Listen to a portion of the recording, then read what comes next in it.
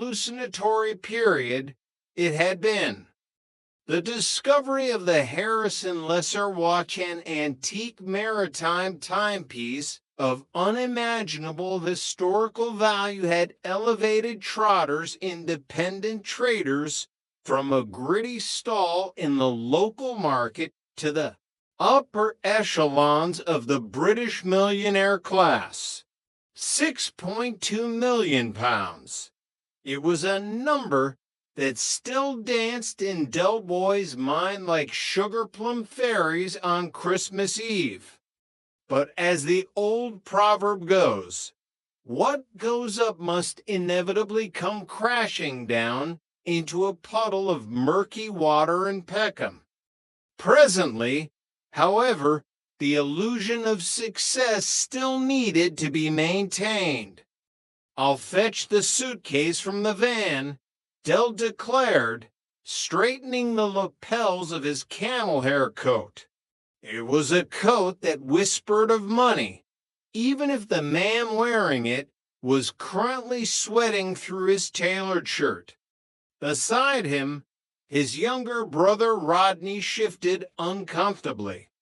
At 30-something, Rodney still possessed the nervous disposition of a startled greyhound. He pulled at the collar of his suit of garment that, despite its staggering price tag, always looked as though he had borrowed it from a slightly broader, much more confident man. "What's up with you, Rodney?" Del asked, catching the frantic darting of his brother's eyes. "I'm a bit nervous, that's all," Rodney muttered, looking up at the imposing Georgian fouade of the literary agency they were about to enter. "I mean, this bloke we're going to see, this Justin.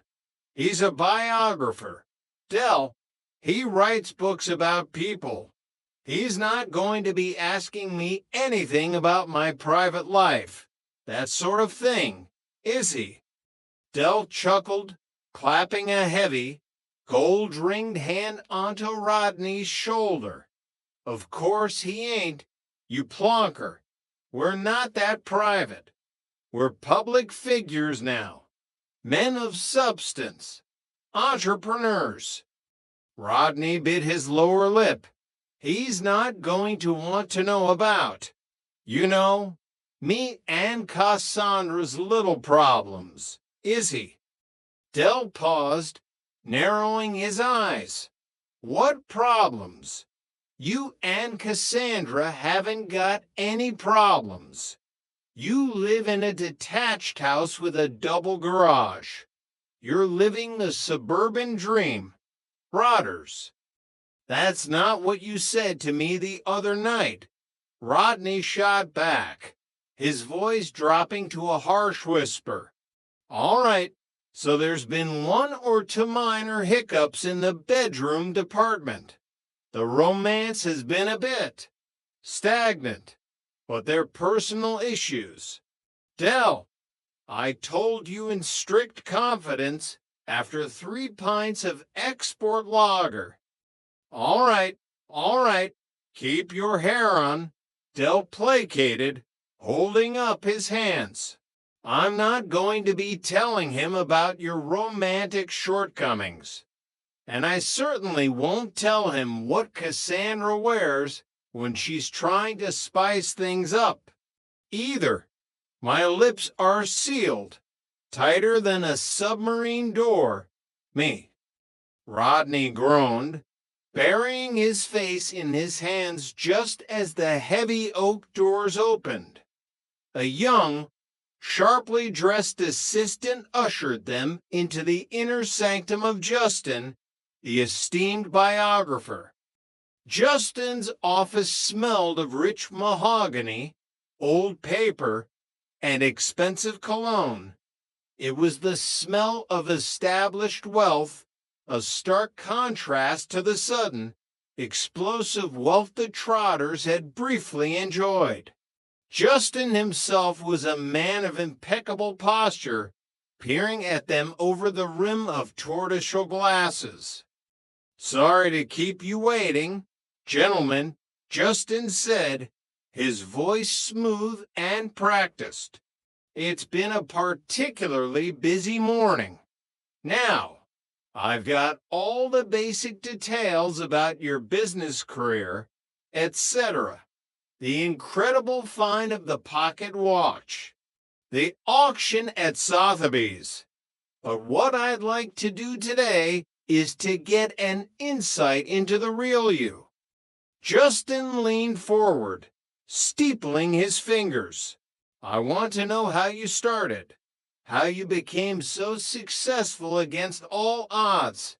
But more importantly, I want to understand your lives, your raison d'etre.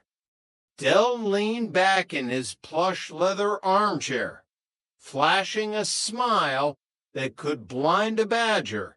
He tapped his cigar against a crystal ashtray. Ah, Laboratory Garney, my friend. Where shall I start, Justin? He looked up at the ornate ceiling, adopting a wistful expression. Well, up to a few years ago, we were just very ordinary people living. Well, very ordinary lives, weren't we, Rotters? We lived in a council flat on the 15th floor and sold Moody briefcases out of a three-wheeled van. Rodney supplied helpfully, earning a sharp kick to the shin from his older brother beneath the desk. Ah, HMM, Dell coughed loudly. And then, as you know, one day I, through my expert eye for antiques, discovered a historic and almost priceless artifact, a Harrison timepiece. Fascinating, Justin murmured, taking notes.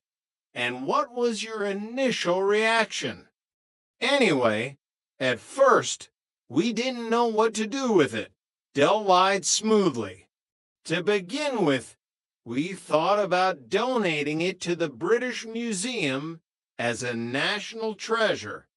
Out of the goodness of our hearts, you understand, patriotism and all that. Yeah, Rodney chimed in, unable to stop himself. And then we decided to flog it. Dell shot him a murderous glare before turning back to Justin with a serene smile. So, before you know it, me and Rotters have come into 6.2 million quid. Well, after we divvied the dosh up, making sure that our dear old Uncle Albert got a nice little drink to see him through his twilight years. We thought of others first. We donated to charity. Enormously, of course. Justin raised an eyebrow. Is that so? Oh, absolutely. The Peckham Home for the Bewildered got a very nice hamper that Christmas. Dell nodded solemnly. So, eventually, we had to start thinking about our future. We sought out this city stockbroker, highly recommended chap, wore red braces, drove a Porsche. He advised us to invest in a new and vibrant venture. Those eyes gleamed with the memory of the illusion. It was a Central American market, emerging economies. It was attracting massive funds from all over the world. We were making more money than the Royal Mint. We were rubbing shoulders with the elite.